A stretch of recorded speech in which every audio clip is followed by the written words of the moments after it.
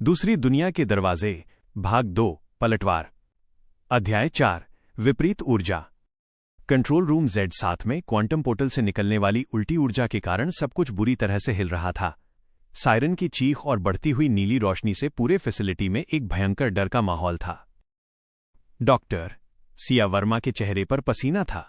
वो अपने कीबोर्ड्स पर पागलपन की तरह उंगलियां चला रही थी, कोशिश कर रही थी कि फीडबैक लूप को तोड़ दें जो पोर्टल को जिंदा रख रहा था। आरव, मैं इसे बंद नहीं कर पा रही। वह दुनिया, वो समानांतर दुनिया खुद ही इस पोर्टल को खुला रख रही है, जैसे कोई बड़ी चीज इसमें से गुजरने की कोशिश कर रही हो। सिया की आवाज में दर्द था। डॉक्टर आरव शर्मा ने, जो अभी तक मेजर कबीर सिंह के डिस्कनेक्ट होने के सदमे में था, खुद को झटका दिया। कबीर को खोना उसकी जिंदगी की सबसे बड़ी गलती हो सकती थी और अब पूरी दुनिया खतरे में थी। विश्लेषण करो सिया, ये ऊर्जा किस चीज से आती है और वो आकृति क्या थी? आरव ने चिल्लाकर कहा। मेरा शुरुआती विश्लेषण कहता है कि ये ऊर्जा जीवित जैव ऊर्जा है आरव। ये कोई मशीन नहीं है जो पावर भेज रही है, ये कोई जीव है जो इतना बड़ा है कि उसकी क्वांटम छाप पोर्टल की स्थिरता को खींच रही है, सिया ने हैरानी से कहा। प्रोफेसर नीलम रॉय, जो एक कोने में खड़ी थीं, ने तुरंत एक्शन लिया। आरव, हमारे पास सिर्फ एक ही विकल्प है। हमें इस पोर्टल की आवृत्ति बदलनी होगी। इस समानांतर दुनिया का लॉक कोड बदलना होगा, इससे पहले कि वो आकृति पूरी तरह से इस तरफ आए।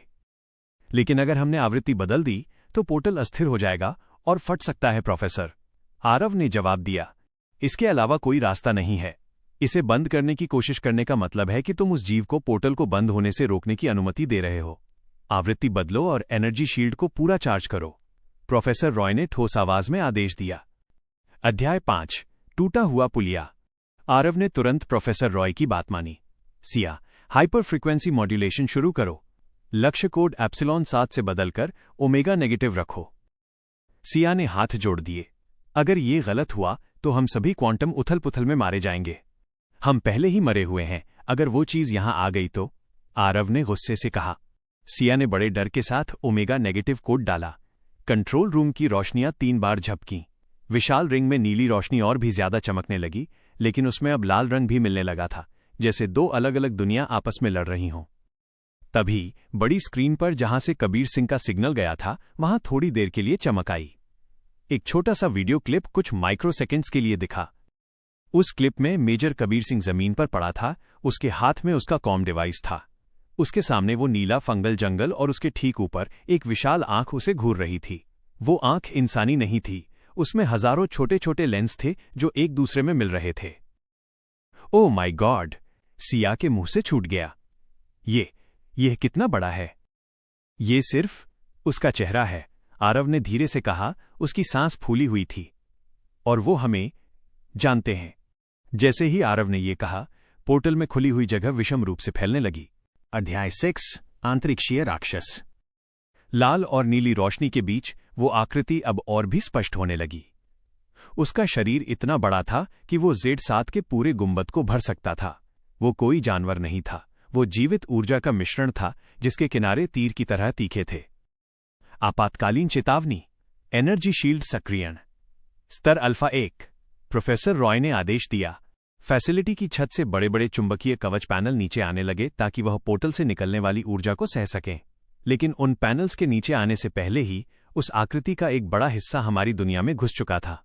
वो हिस्सा एक विशाल टांग जैसा लग रहा था जो नीले फंगस से ढका हुआ था। जैसे ही वो टांग जमीन से टकराई, पूरा फैसिलिटी जोर से हिला। कंट्रोल रूम में एक मॉनिटर टूट गया। आरव ने तेजी से अपने कंसोल में देखा। सिया, अगर हमने आवृत्ति बदल दी तो ये चीज अपने आप कट जाएगी, लेकिन इसमें कम से कम 3 मिनट लग सकते हैं। हम 3 मिनट तक इसे रोक नहीं सकते। हमें रोकना नहीं है आरव, हमें विचलित करना है। प्रोफेसर रॉय की आवाज में हमेशा की तरह निश्चितता थी। हमें इस जीव को वो ऊर्जा देनी होगी जो ये चाहता है। सिया, तुम प्राथमिक विद्युत आपूर्ति को पोर्टल की तरफ मोड़ दो।